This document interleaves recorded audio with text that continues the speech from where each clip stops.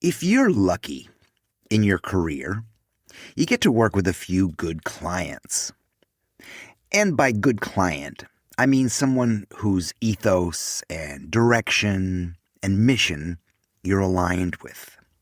The kind that you can make real change with.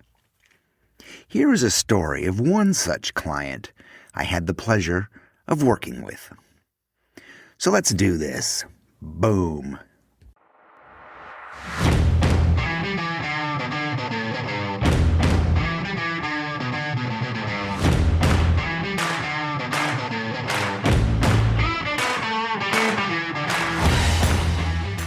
In my work, I actually don't like the word client. I prefer comrade.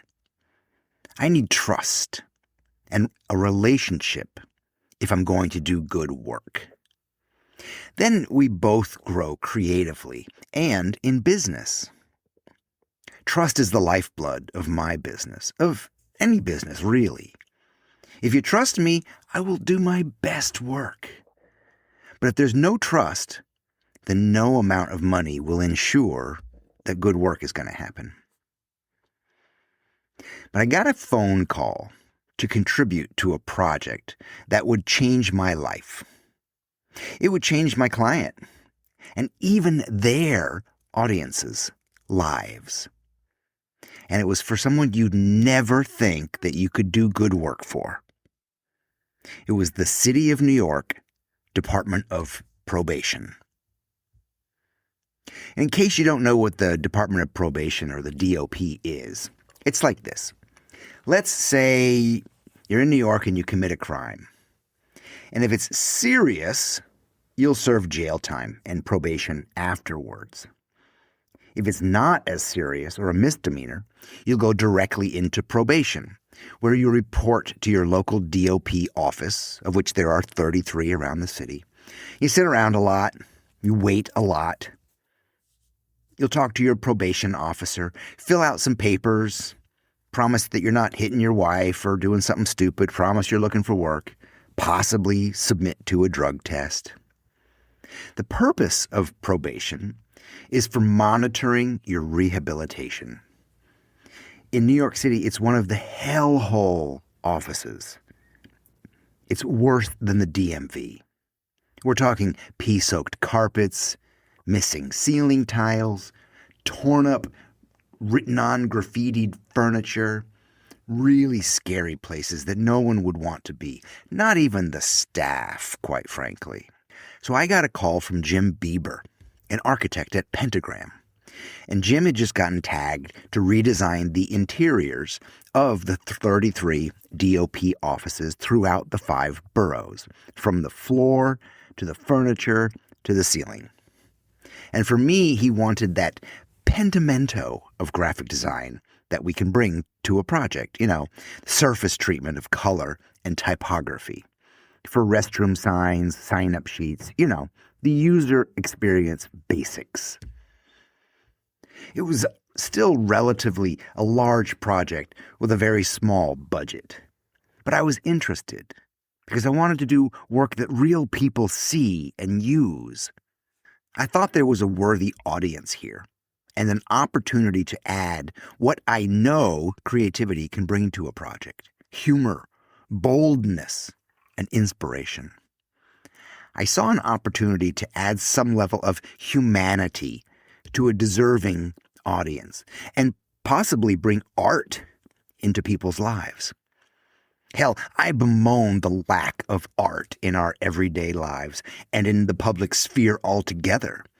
We are pummeled every day with lackluster advertising, shitty bottom-feeder marketing, and graphic design that looks like, graphic design. Any of the real good stuff is hidden away in museums behind a ticket price. Blah! I started this project like I start all projects, by taking my studio to lunch at our local Italian pizzeria to discuss what we wanted to do and bring up all the possibilities. Then, about halfway through a large pepperoni pizza and a few glasses of wine, we got to the interesting bits. I brought up this poster that I had seen in the locker room at the gym. It was one of those lazy motivational posters. A photo of an eagle. And underneath it read, "Vision." Presumably because, eagles have good eyesight. I suggested it would be cool to recreate those classic piece of shit mantra-based posters, but make them work this time. Not only for the job, but just as a personal challenge. So besides the eagle, we included the jets, the ones that read "teamwork." And also the classic footprints in the sand that usually carries like the Desderata poem. And my own version of the "You Are Here" map that you find in the mall, when you're lost. But my favorite is the remake of the classic "Hang in There" kitty poster. The kitty that's hanging from a rope, right? With his little teeny claws. That kitty poster hung in my sister's bedroom when I was 10, and I have fond memories of it. And I think even Lisa Simpson from The Simpsons has it in her bedroom too. To bring the point home on each poster, we added a small descriptive paragraph.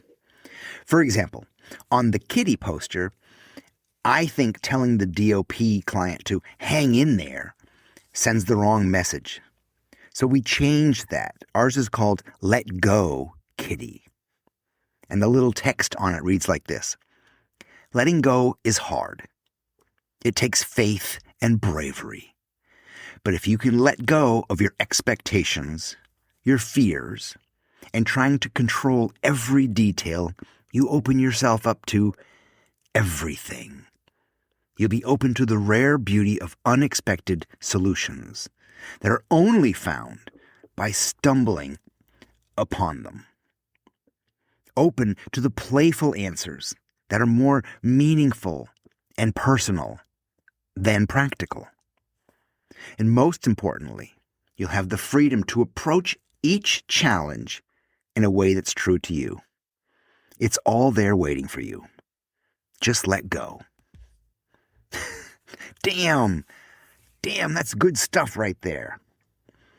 And I aimed to write these descriptions in a stern, cool dad tone.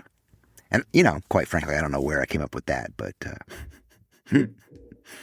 And by the way, I don't know if you can sense it already, but these posters, this series of prints, were directly on the runway for me to make my classic book, Feck Perfection. These were a big inspiration for me to write that book. Okay, mind you, we were not asked to make art or make posters for this job. But none of my clients ask for posters. They all get them anyway. Otherwise, the job was just to make signs, right? A sign that says "sign up here" or an arrow that points to the bathroom. And for that work, we just chose the font DIN and we were done. There were no additional monies in this project for prints, but large, self-adhesive one-offs were cheap. So we presented the idea anyway. Beautiful things happen when you work like that, when you just assume greatness and acceptance, when you put yourself in the work and make it personal. It takes on a life of its own and then even has meaning for others. I could go on for hours about the crazy meetings we endured to get this work published. Like all the concerns about using gang colors, for example. Or how my assistant left all the goofy doodles from the original sketches and didn't clean them up for the final pieces because he liked them. And they made it into the final work. He left in the little doodles that say "no smoking," or on one there's a little goofy sun and moon drawing. I will share this one meeting story because it's really important. In the first meeting, we met with the new director of the DOP, Vincent Schiraldi, a really great guy and a really great leader for the organization. So we met with him and his one assistant, and we showed the work, and they loved it. And Vincent assured me that there would not be a lot of decision makers in the process. I would work directly with him, which again, that's the only way you can do good work. His assistant in that first meeting did have a question about the kitty poster. And her question was whether it was a vagina reference. I was a little taken aback. And honestly, that is right up my alley. But no, I had never thought about that. And it really points out, as Anais Nin once wrote, we don't see the world the way it is. We see it the way we are. Vincent didn't see that reference, and I didn't see it. So we got out of that meeting and set off to finalize the work. The next week, Vincent got in touch with me and said, hey, really sorry about this, but... And it ends up, we had to show the work to the entire DOP staff because budgets were getting cut all over the place. And he wanted his people to feel included in the decisions. I told him meeting with the entire staff was fine. But here's the thing. My work, or any good work, will not withstand a committee. Someone has to be in charge.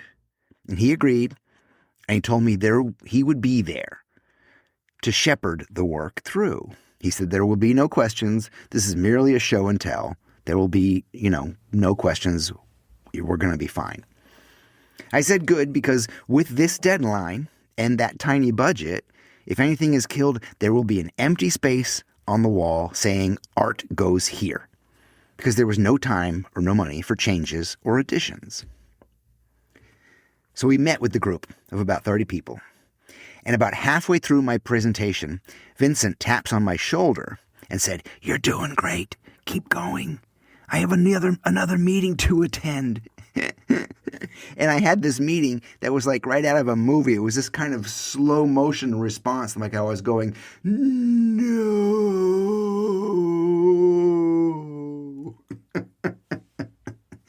So we get through the meeting, and I'm wrapping up quickly to get out of there. And then Vincent's assistant opens the floor and says, "Are there any questions?" Right now, you're thinking, oh man, I wish James Victori could be my mentor, my guru. Hell, I wish he was my coach. Well, you can make that happen. Go to yourworkisagift.com. There's a questionnaire that will probably help you out, but it'll also give you access to a free call. So let's talk. Let's free you from overwhelm and creative frustration. Let's build your business and help you get paid to do what you love. Again, go to yourworkisagift.com.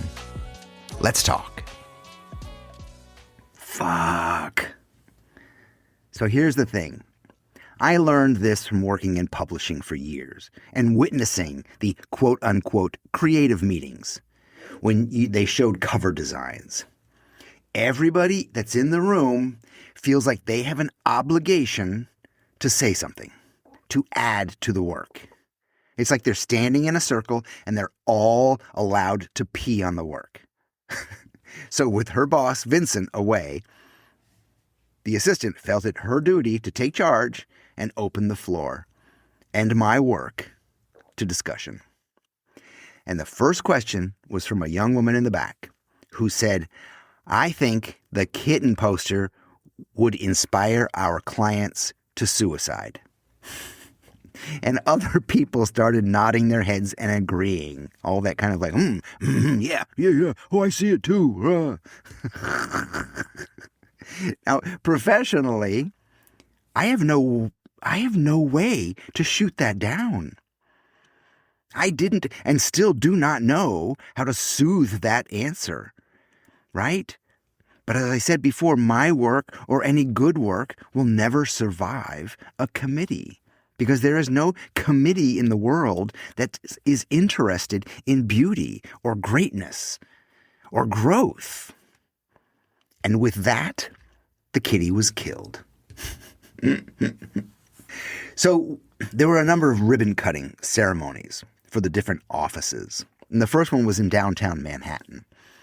And at the first ribbon-cutting ceremony, Vince Schiraldi told a number of stories of the effects and reactions to the new spaces. And he told about one probationer intently reading the small text on one of my prints, then looking at his probation officer and saying, "That's what I think." And of course it is. Because the more honest I could be in writing those texts, as if I were speaking to myself or my children, then the more clearly I was speaking to them. Because of, as I say before, in the particular lies the universal. But the one story that struck me most is this. When the probationers first walked out of the elevator, they looked around the room and then slowly walked backwards back into the elevator, thinking they were in the wrong place. And the reason they did this is because they were not used to showing up at nice places. They always expect ugly places with ugly furniture. They had never been treated this well. They didn't expect someone to take the time to see them, to listen to them, to love them. Now, this story points to what's missing in design education, as I see it, and what's missing in our field right now, because we make shit for clients. Designers design for other designers' approval, and not for real human beings. We make so much work that has been scrubbed so clean that it'll pass through a critic's anus unscathed.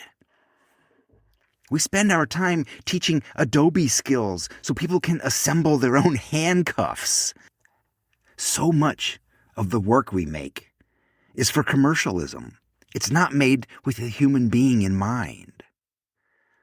The directive of our work should be to entertain, to educate, to delight. Not only to sell. Selling is important. I get it. Because we live in a material world, right? But listen, when you think past that, beautiful things can happen. Beautiful, unexpected things. Here's an unexpected thing that happened. Inspired by these prints, the probationers themselves formed a poetry group. And the DOP got wind of that and even started to publish a book of their work. And then they got the designer, the incredibly talented Karen Goldberg, to design the book for them. Then they started hiring more artists to bring murals and more art into these people's lives. That's what this work, what our work, what graphic design is really about. It isn't about color or typography or clever subversion of bad motivational art. It's about dignity. It's about saying, I see you. You matter. Your thoughts count. That's the job. Not selling or decorating, but being honest. And when you give from that place, when you trust people and share honesty instead of quote-unquote design, you can move people. Hey, just as a side note, these prints, like I said, I've actually hated these prints for years because they only exist on the walls in the DOP. But now I've made them available to the public using the same exact files that we created for the DOP. And they're available through the link in my bio on Instagram. And they're called Classic Prints. Take a look at it. I'm James Victori. I love you. And I believe in you even when you don't. Thank you.